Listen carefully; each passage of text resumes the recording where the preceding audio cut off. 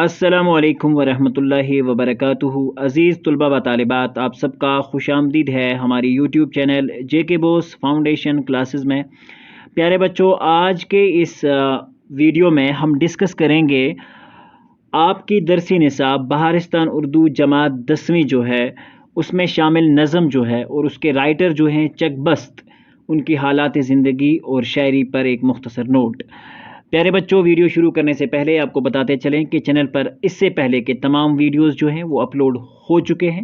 آپ کو چینل کو پریس کرنا ہے اور وہاں جا کے پلے لسٹ کے اندر آپ کلاس 10ویں کے پلے لسٹ میں جا کر اردو جہاں لکھا ہے تو وہاں آپ باقاعدہ طور پر اپنے کلاس کے ابھی تک کے سارے ویڈیوز جو اپلوڈڈ ہیں وہ آسانی سے آپ دیکھ سکتے ہیں۔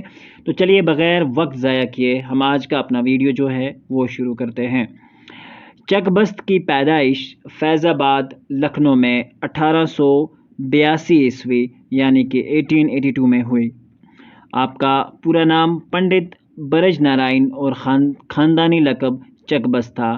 آپ کے والد گرامی کا اسم گرامی اودت نارائن تھا اور وہ بھی ایک شاعر تھے۔ ابتدائی تعلیم لکھنؤ میں ہی حاصل کی۔ 1905 عیسوی میں ایک مقامی کالج سے BA کی ڈگری حاصل کر کے وکالت کا پیشہ اختیار کیا۔ بیچلر آف آرٹس میں ایک ڈگری حاصل کی اور اس کے بعد وکیل بن گئے، یعنی کہ جسے ہم بولتے ہیں لائر کا پیشہ جو ہے انہوں نے اختیار کیا۔ 12 فروری 1926 عیسوی میں ایک مقدمے کے سلسلے میں رائے بریلی آنا پڑا۔ واپسی کے وقت جو تھا ریلوے اسٹیشن پر دماغ پر فالج گرا اور اس جگہ پر آپ کا جو ہے مکمل طور پر انتقال ہو جاتا ہے اور اسی دوران ہی آپ اس دنیا سے رحلت فرما پاتے ہیں۔ تو ان کی شاعری کے اوپر تھوڑی سی ان کی زندگی جو تھی وہ اس طرح سے تھی، اور اب شاعری کے اوپر ایک مختصر سی بات کرتے ہیں ہم۔ چکبست کو ابتدا سے ہی شعر گوئی کی طرف رجحان تھا۔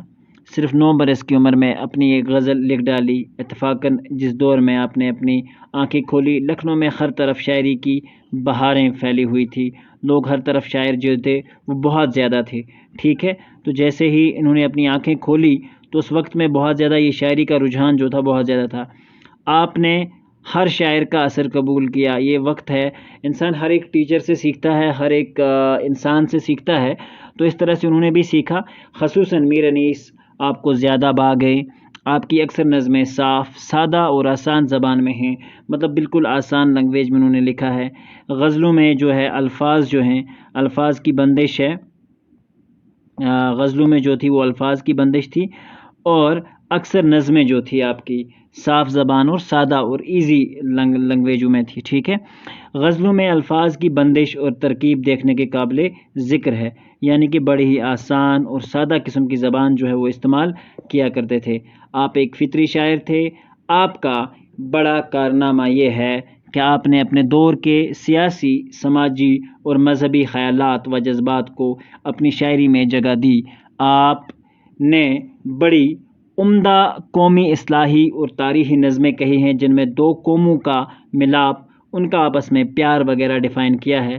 آپ کا مجموعہ کلام صبح وطن کے نام کے ساتھ شائع ہو چکا ہے۔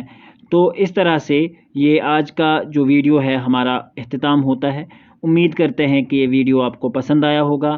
ملتے ہیں ایک اگلے ویڈیو میں، جب تک کے لیے اللہ حافظ و نگہبان۔